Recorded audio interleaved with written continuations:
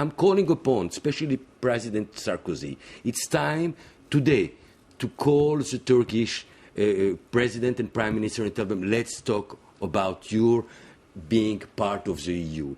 It's okay to have another 60 million Muslim part of the European Union. It's going to be a great message. Let's listen on that point to comments made by Turkey's president, who this Tuesday concluded a visit to Iran, Abdullah Gul, with a word of warning.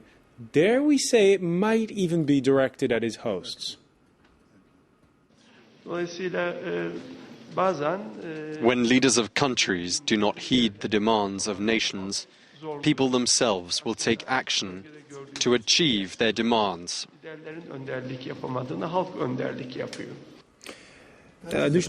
That's insurance. So if the events go the other way, Turks would say, remember we said that. That's how you see it. Nushabeh Amiri, were you surprised? You noticed the fellow on the right sitting next to him there. Yeah. Were you surprised that he made those remarks? No, I wasn't surprised because I think he's reasonable.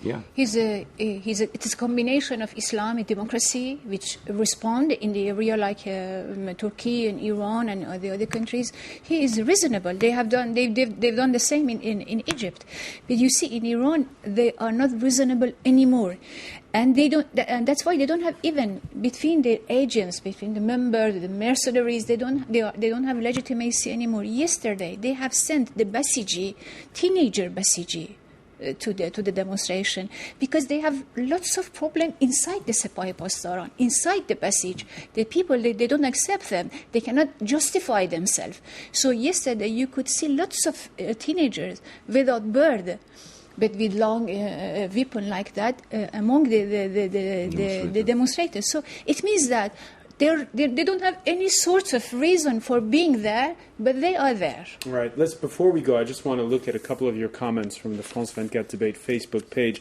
And we'll start with Getahoun, who points out that the issue of Iran is significantly connected with nuclear power, which is absent from both Tunisia and Egypt's case, in that the ruling regime can use this to effectively divert popular attention and thereby justify its actions against protest. And then this quote from Abakar, stop creating an argument where there isn't one. Ahmadinejad's the only president in the world who opposes Western imperialists.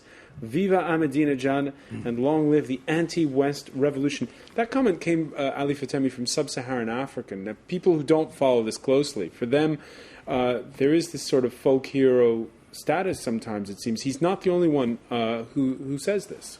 Well, of course, they're spending a lot of money for this kind of propaganda. And it's not money. I think there are people who genuinely see him as a hero. Yes, because, as I said, it's misinformation. I suggest those people to go on the web and look at Iranian. It's a sort of demagogy. They are populists. Listen, the people in Africa are frustrated by the policy of the Western world.